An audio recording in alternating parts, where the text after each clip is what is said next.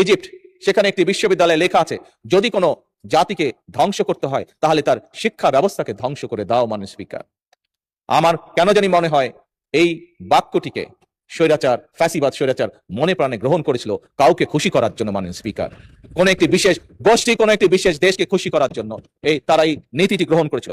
এই পবিত্র জাতীয় সংসদের দক্ষিণ প্লাজায় আমরা নির্বাচনের আগে প্রায় সবগুলো রাজনৈতিক দল, আজ আমার দল, একই সাথে বিরোধী রাজনৈতিক দল, আমরা এই জুলাই সনদ স্বাক্ষর করেছিলাম।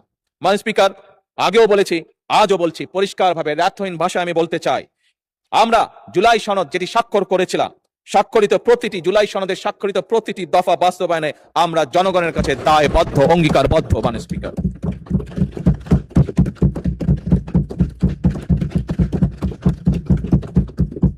মাননীয় স্পিকার, ফ্যাসিবাদ স্বৈরাচারের আমলে যেভাবে দেশের প্রতিটি প্রতিষ্ঠানকে, সংগঠনকে ধ্বংস করে দেওয়া হয়েছে, প্রতিটি সাংবিধানিক সংগঠনকে যেমন ধ্বংস করে দেওয়া হয়েছে, তার মধ্যে অন্যতম একটি ছিল বাংলাদেশের শিক্ষা খাত।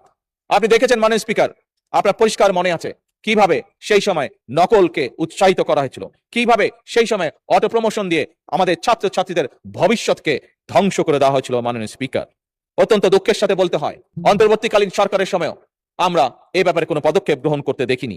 মাননীয় স্পিকার, আমাদের শিক্ষা খাতের অনেকগুলো সমস্যা রয়েছে যা ফ্যাসিবাদ স্বৈরাচারের সময় শুরু হয়েছিল এবং পরিকল্পিতভাবে তা করা হয়েছিল বলে একজন রাজনৈতিক কর্মী হিসেবে আমি দৃঢ়ভাবে বিশ্বাস করি।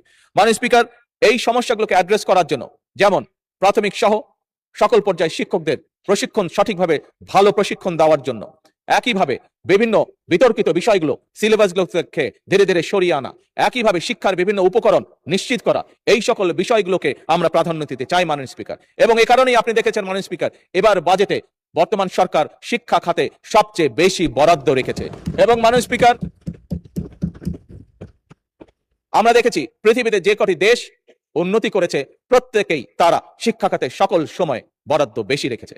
মাননীয় স্পিকার, ইজিপ্ট, সেখানে একটি বিশ্ববিদ্যালয়ে লেখা আছে, যদি কোনো জাতিকে ধ্বংস করতে হয় তাহলে তার শিক্ষা ব্যবস্থাকে ধ্বংস করে দাও। মাননীয় স্পিকার, আমার কেন জানি মনে হয় এই বাক্যটিকে স্বৈরাচার, ফ্যাসিবাদ স্বৈরাচার মনে প্রাণে গ্রহণ করেছিল কাউকে খুশি করার জন্য। মাননীয় স্পিকার, কোন একটি বিশেষ গোষ্ঠী, কোন একটি বিশেষ দেশকে খুশি করার জন্য তারা এই নীতিটি গ্রহণ করেছিল। মাননীয় স্পিকার, বর্তমান সরকার সম্পূর্ণভাবে এটির বিরোধী এবং দেশের ভবিষ্যৎ প্রজন্মকে সঠিকভাবে শিক্ষা দেওয়ার জন্য, দেশের ভবিষ্যৎ প্রজন্মকে ভালো শিক্ষা নিশ্চয়তা দেওয়ার জন্য, দেশের ভবিষ্যৎ প্রজন্মকে সুন্দরভাবে সঠিক ভালো ট্রেনিং দেওয়ার জন্য সকল উদ্যোগ বর্তমান সরকার গ্রহণ করেছে। মাননীয় স্পিকার, এই কার্যক্রম যাতে আমরা সঠিকভাবে চালিয়ে যেতে পারি সেজন্য মাননীয় স্পিকার, আমরা যে পরিকল্পনা গ্রহণ করছি, আগামী 5 বছরে ইনশাল্লাহ বাজেটের শতকরা 5% আমরা শিক্ষা খাতে পর্যায়ক্রমিকভাবে বরাদ্দ করব, জিডিপির 5%। মাননীয় স্পিকার।